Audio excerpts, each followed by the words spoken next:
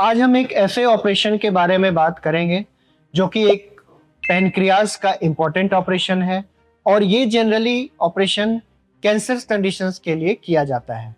मैं बात कर रहा हूँ विपल्स ऑपरेशन की, जिसे हम टेक्निकली पैनक्रियाटिकोड्यूडेक्टमी भी बोलते हैं।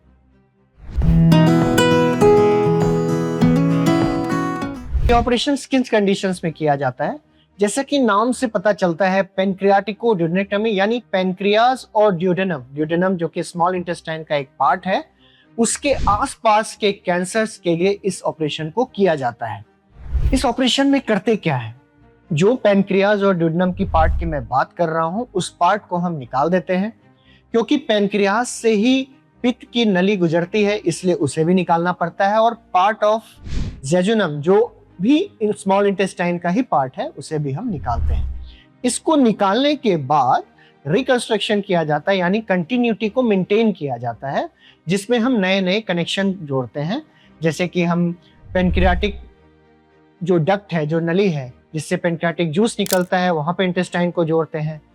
पित्त की नली है जो बाइल डक्ट है, वहां पे इंटेस्टाइन को जोड़ते हैं और स्टमक और इंटेस्टाइन का कनेक्शन बनाते हैं। जनरली ये काफी सक्सेसफुल ऑपरेशन है। अच्छे सेंटर्स में, जहां पे हाई वॉल्यूम सेंटर्स हैं, जहां पे ये ऑपरेशन कॉमनली होता है, वहां पे फेल होने के चांसेस बहुत ही कम होते हैं।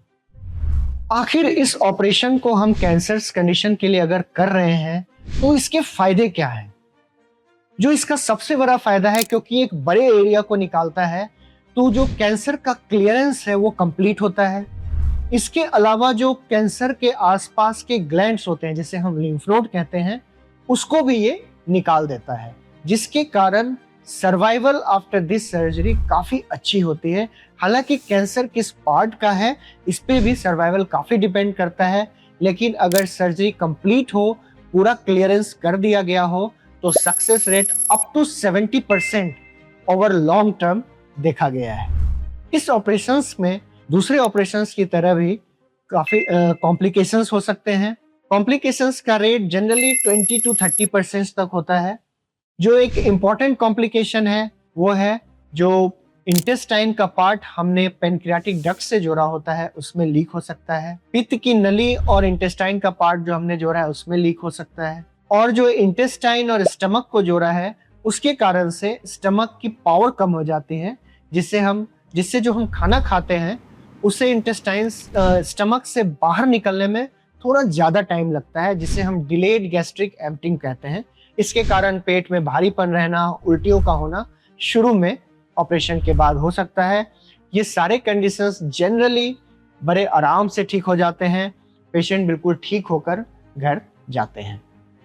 ये सब कॉन्सिक्वेंसेस ना हो, या अगर ऐसे कॉन्सिक्वेंसेस हो तो इसका एक बेटर और करेक्ट मैनेजमेंट हो। इसके लिए बहुत ज़रूरी है कि ये ऑपरेशन आप वैसे डॉक्टर या सर्जन से कराएं जो कि इस फील्ड में एक्सपर्ट हो, यानी जैसे कि हेपेटोबिलियरी सर्जन्स होते हैं, गैस्ट्रोइंटेस्टाइनल सर्जन्स होते हैं, जो कैंसर सर्जन्स होते हैं, वो ऐसी सर्जरी में काफ़ी एक्सपर्ट होते हैं और उनके हाथ में इस ऑपरेशंस के काफ़ी अच्छे रिजल्ट्स होते हैं।